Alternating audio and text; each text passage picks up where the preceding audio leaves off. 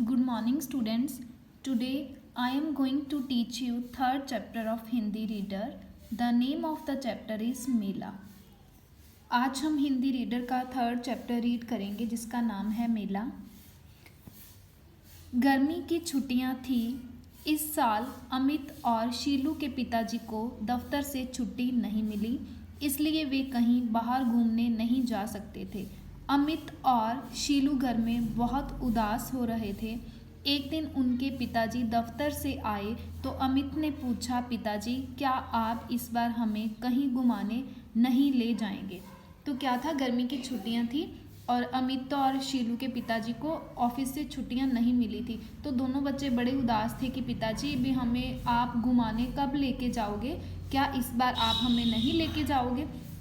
तो पिताजी कहते हैं बाहर तो नहीं जा सकते, चलो रविवार को मेला देखने चलते हैं. राजस्थान का मेला चल रहा है, तुम्हें अच्छा लगेगा. कहते हैं कि मेले में चलेंगे, तुम्हें अच्छा लगेगा. अमित और शीलू खुश हो गए. वे रविवार का बेचैनी से इंतजार करने लगे. रविवार का दिन भी आ गया. सुबह सुबह दोनों बच्चे नहा धोकर जल्दी तैयार हो गए. नाश्ता करने के बाद माताजी ने कुछ खाने की चीज़ें और पानी की बोतल साथ में रख ली. सब लोग मेला देखने निकल पड़े. तो क्या पिताजी ने बोला था कि रविवार के दिन चलेंगे, तो दोनों बच्चे रविवार के बहुत बेचैनी से उसका इंतज़ार करने लगे. जैसे ही रविवार का दिन आया, बच्चे जल्दी नहा धो लिए, नाश्ता करके माताजी ने खाने की चीज़ें जो और पानी की बोतल साथ में ले ली और मेला देखने के लिए निकल पड़े. यह एक बहुत बड़ा मेला था. अनेक दुकानें लगी हुई थी. राजस्थानी पोशाकों में बहुत से आदमी, औरतें और बच्चे दिखाई दे रहे थे. मेले में कहीं कठपुतली का नाच हो रहा था तो कहीं चूड़ियाँ बिक रही थी. खूब सजे हुए ऊँट घूम रहे थे.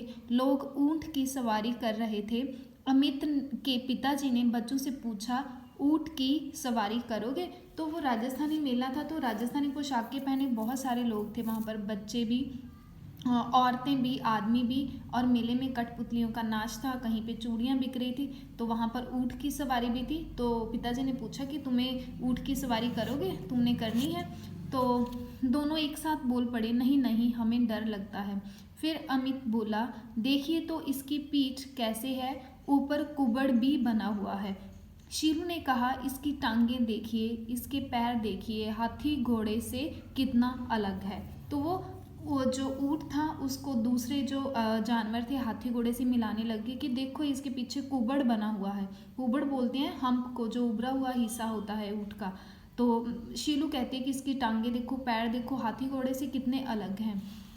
तो पिताजी बोले, ऐसा मत कहो, ईश्वर ने सब जानवरों को उनकी आवश्यकता के अनुसार बनाया है. ऊँट रेगिस्तान का जानवर है, इसे मीलों रेत में चलना पड़ता है. इसकी टांगें और इसके चपटे पैर रेत पर चलने में इसकी मदद करते हैं. तो पिताजी बोलते हैं कि ये सारा कुदरत ने बनाए हैं सारे जानवर, हमें ऐसा नहीं बोलना चाहिए, क्योंकि ये रेत में रहता है तो इसको ज़्यादा टाइम चलना पड़ता है, तो इसलिए भगवान ने इसके पैर ऐसे बनाए हैं.